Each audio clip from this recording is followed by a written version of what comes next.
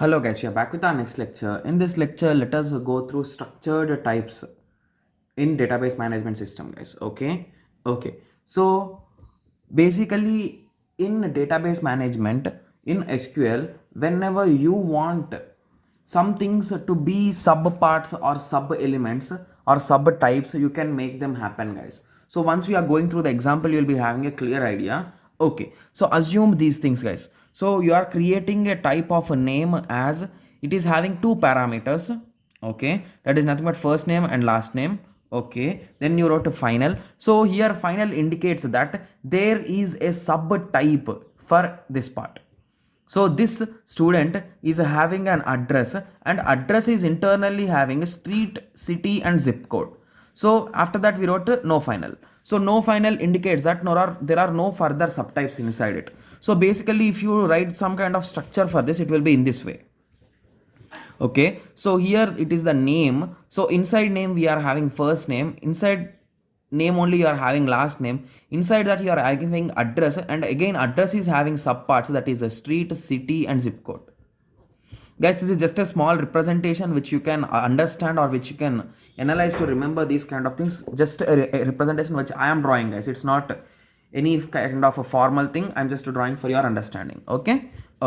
So basically by observing this you can say, right, so basically a name can, a student name, assume that a student name can have first name, last name, and an address can have street, city and zip code. Okay, so whenever there is a chance of subparts or sub elements inside them, so here this part will become a final and this part will become not final, because there is no subpart, so it becomes not final. Okay, so in that way you'll be writing this syntax, guys. So create a type name as a first name varchar 20, last name varchar 20. So if you are confused with varchar is nothing but string type, guys, in SQL. Okay, similarly we wrote about street, okay, sorry, address. In address we wrote street, city and zip code and not final. So basically final and not final indicates whether the subtypes can be created or not. Okay, so now you understood that. Okay, now we created some system structure, right? So structured types, we created something, right? Yes.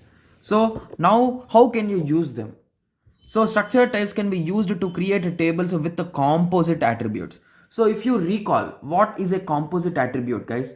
So composite attribute is something which has a multiple fields inside it. This also we discussed in database management system previously. So any type, if you take address, so address will have internally multiple parts, right? So in our example only we are having three parts: street, city and zip code, right? Yes. So this is a composite attribute. So it is having multiple parts. So in those situations we'll be going for this structured types. So here you wrote to create a table person name. So this name indirectly indicates this name. So basically this is having two parameters, that is nothing but first name and last name.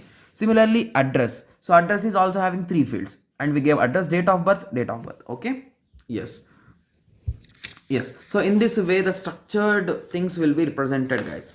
Okay, so even these things can be represented in terms of row types also. Okay, so in terms of row types the syntaxes will be in this way. So basically the syntaxes will be exactly the same, but you will be specifying the rows also. Okay, so create a type, a person, a type as, okay, name, address, date of birth, date, not final. Okay, so it is not final, so there are no subparts inside it. Okay, so can then create a table whose rows are user defined. Create a table customer of customer type. So this is a user defined row, guys. So in this situation, okay, so similarly sometimes you can even create without specifying the row names also. So create a table person name row. Here you are not specifying any name before it, right? Yes, so that is nothing but you are not specifying anything before it. Okay, yes.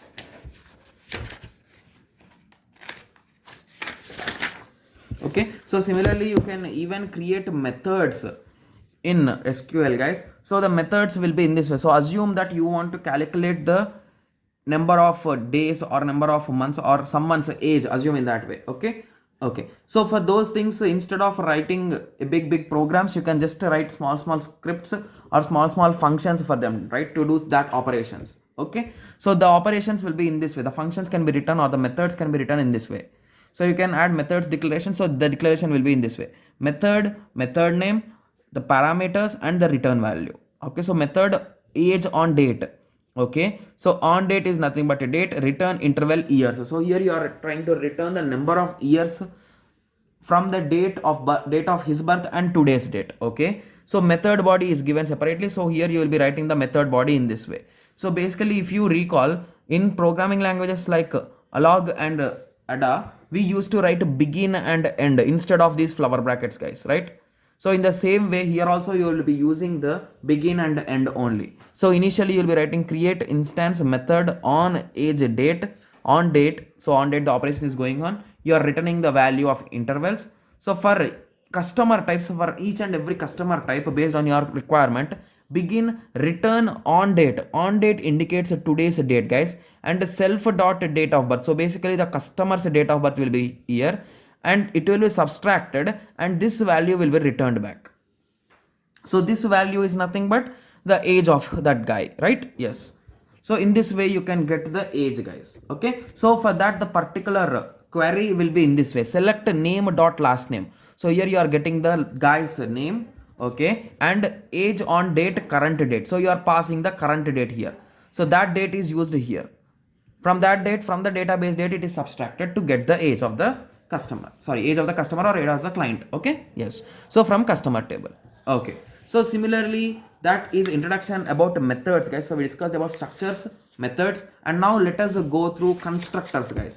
So basically, in any kind of object oriented language, programming language, constructors play a really important role whenever you want to initialize something, right? Yes. Okay, sorry for that. Okay, let us continue. So basically, whenever any programming language it might be, constructors are most common things, right? So whenever you want to initialize something inside your classes or any somewhere, we will be using these constructors to initialize them. Okay, so even in SQL you can create these constructors to initialize the values inside your classes, right? Yes. So constructor functions are used to create values of structured type. So basically, in simple words, you can say these structures are some kind of classes for us, guys, because for this only we'll be creating the references and for this only we'll be creating the constructors also. Okay, yes. So here we are creating a particular function. Assume that the class or the structure name is a name, guys. So create a function a name. It is having two parameters, the first name and the last name.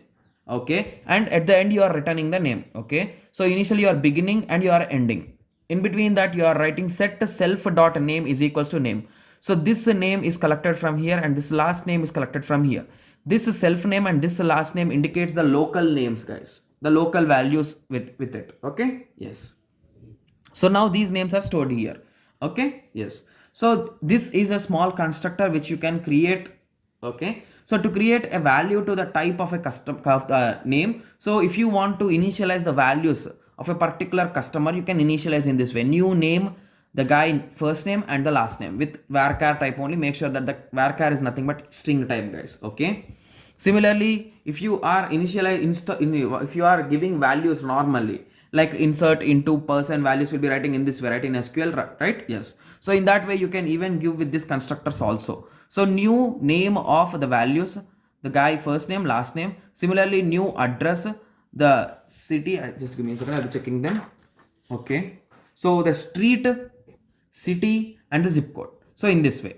Okay, and the date of birth you will be giving it in terms of date. That's it. So basically remember that date of birth is date is a data type in SQL, guys. Okay, so the most commonly used data types are date, varchar and number or int. Number will be the common one, and I think in some SQL they will be using int also. Okay, integer.